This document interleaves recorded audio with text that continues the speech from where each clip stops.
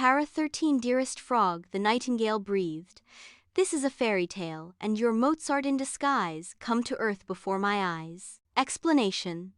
The nightingale praises the frog and compares it to the most famous musician Mozart, who was from Austria.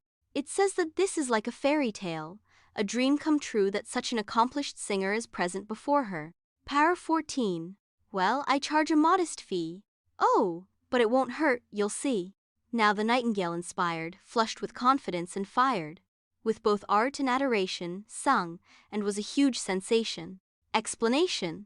The frog tells the nightingale that it will teach her the skill but will charge a small fee. It assures her that the amount will be small and paying it will not be tough for the bird.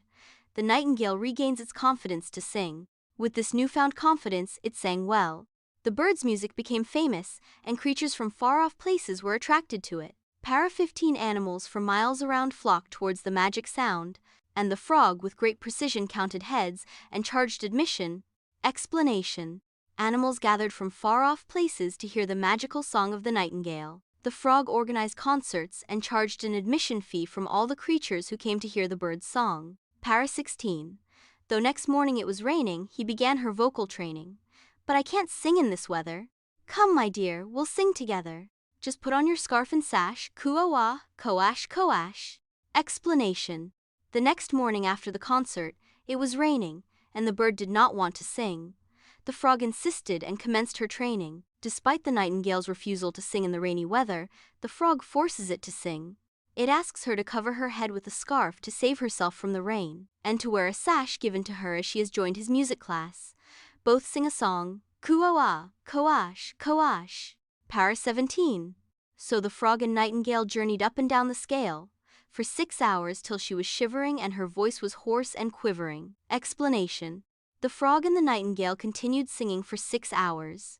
They sang different musical notes from high to low and vice versa. By the end of the class, the poor bird was trembling, and her voice became rough and shaky due to singing in an unpleasant weather and for such a long time. Para 18. Though subdued and sleep-deprived, in the night her throat revived, and the sumac tree was bowed, with a breathless, titled crowd, Owl of Sandwich, Duck of Kent Mallard, and Milady Trent. Explanation.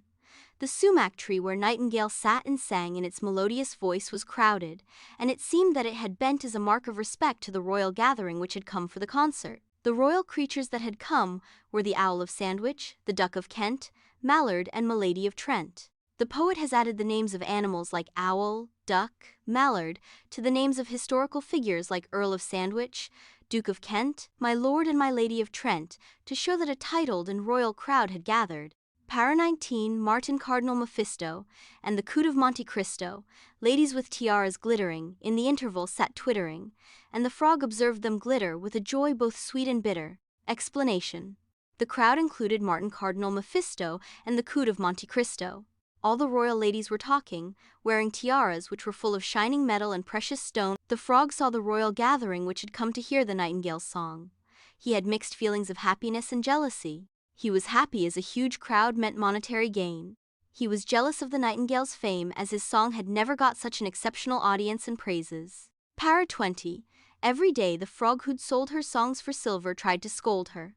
You must practice even longer till your voice, like mine, grows stronger. In the second song last night, you got nervous in mid-flight. Explanation. The greedy frog earned a lot of money by selling tickets to the nightingale's concert.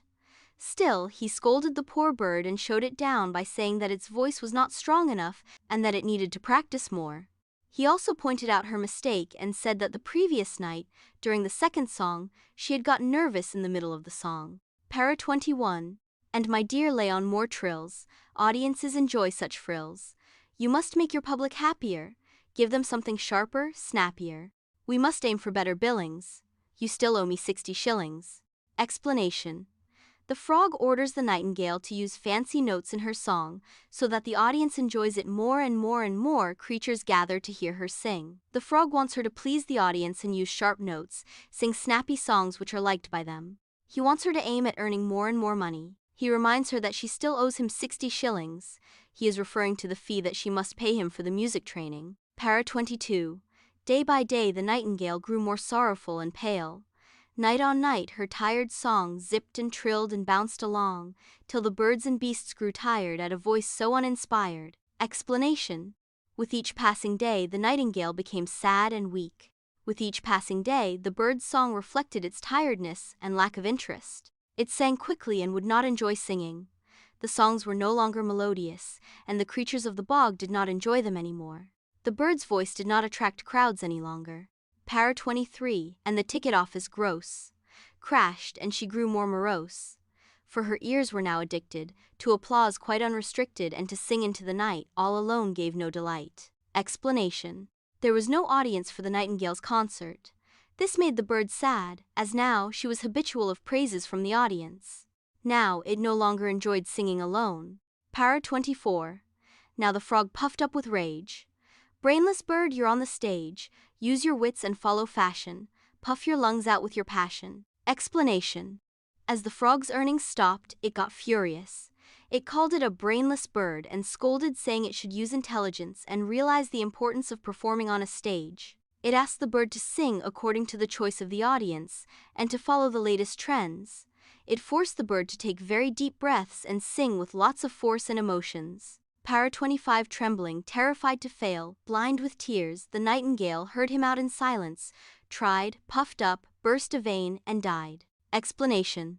The nightingale was trembling with fear of the frog as it had failed to perform well. It cried, and as its eyes were full of tears, it could not even see properly. It did not oppose the frog's words. It tried to take a deep breath but could not bear it. As a result, the nightingale died as one of the vein in its body burst. Para 26. Said the frog, I tried to teach her, but she was a stupid creature, far too nervous, far too tense, far too prone to influence. Well, poor bird. She should have known that your song must be your own. Explanation. The frog comments on the dead nightingale bird that the nightingale was not intelligent and that it tried to teach her. She was nervous, became tense, and lacked self-confidence. It further added that the poor bird should have sung her own song in her own way. It should not have changed its style. She should have maintained her originality. This shows that the frog is a cheat. It misguided the bird due to jealousy. The frog forced her to give up her originality first and later blamed her for the same. Para 27. That's why I sing with panache. Coo, oh, ah, co-ash, co-ash. And the foghorn of the frog blared unrivaled through the bog. Explanation. The frog ends by saying that it had confidence in its singing talent and sang in its unique style. Once again, the frog sang its song, coo, oh, coo, ah, coo, ash, coo, ash. The frog's song could be heard all over the Bingle Bog, and he became the unopposed singer once again.